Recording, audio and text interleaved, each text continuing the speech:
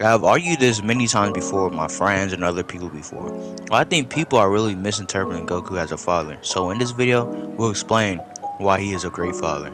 I will not use movies or video games because that will make my point so much easier and kinda unfair. So I'll only be using canon events. So let's get into it. Obviously, Goku cares for his children very deeply, as during his nightmares on Namek, and where Chi-Chi and Goku died during his nightmares with the heart virus, and he saw Chi-Chi die again during the Goku Black timeline, and Goku was pissed as hell in both of those, in both of his dreams and during that timeline when he fucking raged against Goku Black.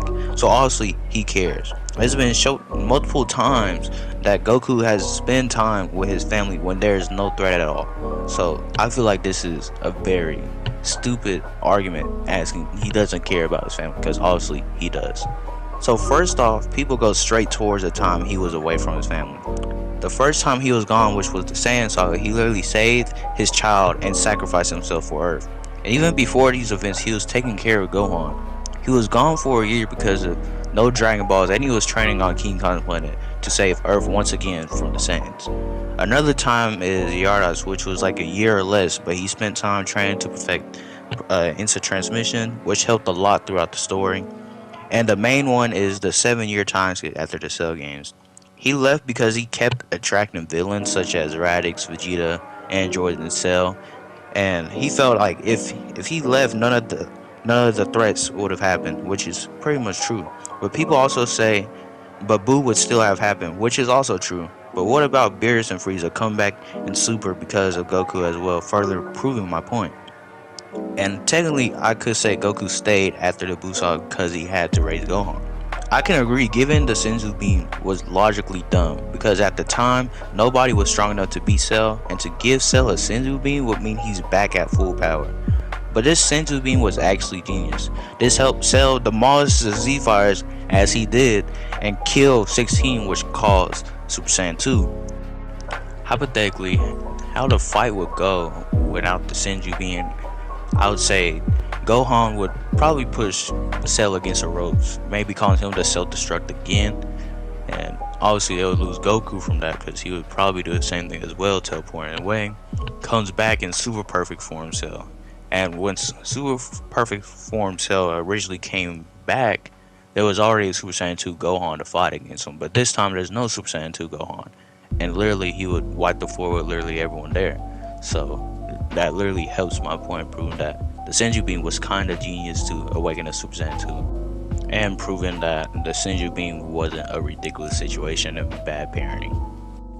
Also, this man Goku literally took the fall for his son because he didn't defeat Cell, which he was supposed to, and he wasn't even upset about it at all, and was actually proud of his son. One thing is that Goku believes in his son while others couldn't, such as Piccolo, who was worried about his safety, but Gohan was literally their only chance. And to defend Piccolo even more, obviously he cares for Gohan, so obviously he didn't want him to be in harm's way. Anyways, let's continue. He even pushed Gohan throughout his fight, specifically with Cell during his Kami Kamehameha clash. And I'm fine with them saying this is a bad parenting, even though his plan worked. So is it really bad parenting if this literally saved the Earth? During the Cell Saga, we got to see Gohan and Goku spend 10 days together, just spending quality time, like a good dad would. Obviously, we don't always get to see the daily lives of Dragon Ball Z, but this gives us a glimpse as he spends time with Gohan, and he remembered his promise that he would go fishing with him quite a while ago. He had spent a lot of time training with Gohan, and even when he needed to unlock his full potential with the Z Sword, Goku was there, being his bigger motivator throughout the series in my opinion. And obviously he spent time with him before, during his younger ages before the Saiyan invasion.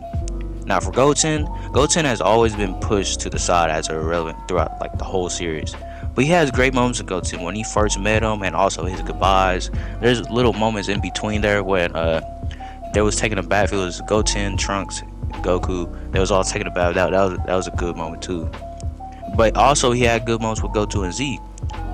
And I'm gonna throw Pan in here as well, because he also had a great relationship with Pan at the end of Z, and if you count GT as well. But specifically, we'll just say end of Z during the tournament where they was over there having fun. You know, her riding on his shoulders. You know, he's been a great grandfather. So there's not really much you could argue saying that Goku isn't a bad father.